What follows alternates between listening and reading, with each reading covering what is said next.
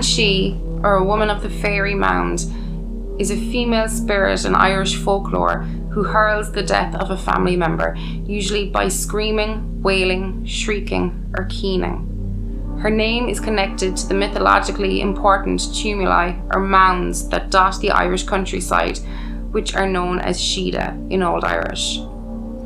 Sometimes she has long streaming hair, which she may be seen combing, with some legends specifying she can only keen while combing her hair.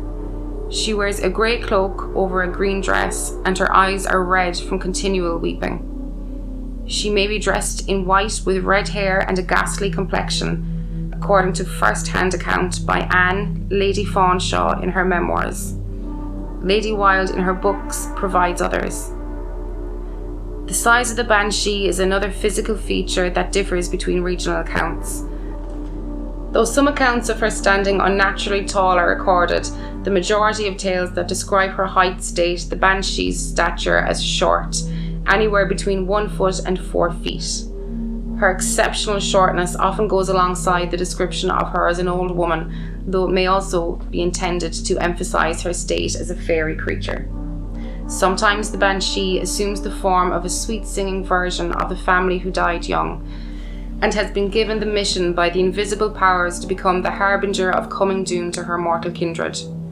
Or she may be seen at night as a shrouded woman crouched beneath the trees, lamenting with a veiled face, or flying past in the moonlight crying bitterly, and the cry of this spirit is mournful beyond all other sounds on earth, and betokens certain death to some member of the family whenever it is heard in the silence of the night.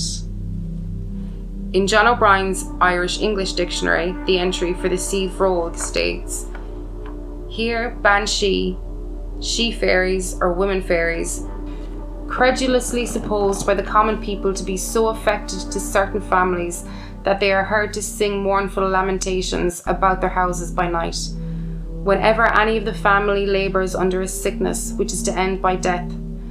But no families which are not of an ancient and noble stock are believed to be honoured with this fairy privilege." In Ireland and parts of Scotland, a traditional part of mourning is the keening woman, who wails a lament.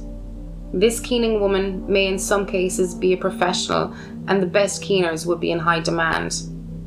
Irish legend speaks of a lament being sung by a fairy woman or banshee. She would sing it when a family member died or was about to die, even if the person had died far away and news of their death had not yet come. In those cases, her wailing would be the first warning the household had of the death. The banshee is also a predictor of death. If someone is about to enter a situation where it is unlikely they will come out alive, she will warn people by screaming or wailing, giving rise to a banshee also being known as a wailing woman.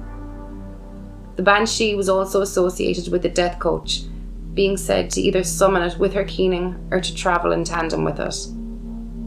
When several banshees appear at once, it indicates the death of someone great or holy. The tales sometimes recounted that the woman, though called a fairy, was a ghost, often of a specific murdered woman or a mother who died in childbirth.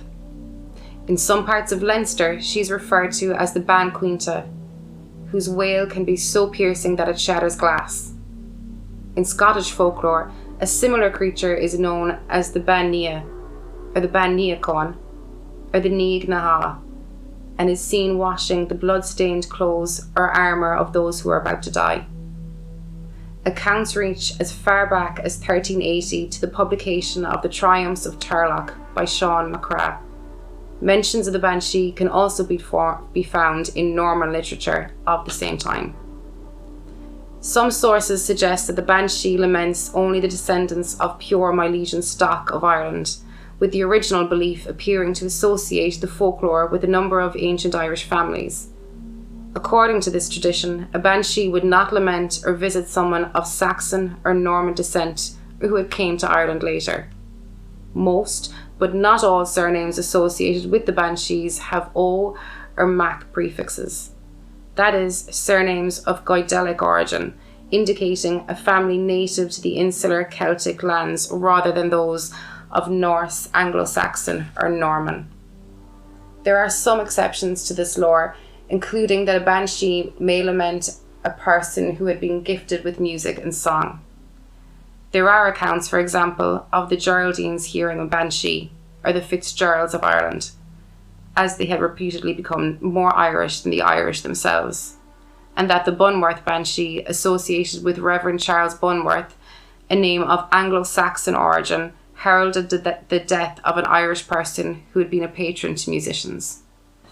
According to tradition, some families had their own Banshee, with the O'Brien Banshee, named Ovale, being the ruler of 25 other Banshees who would always be at her attendance.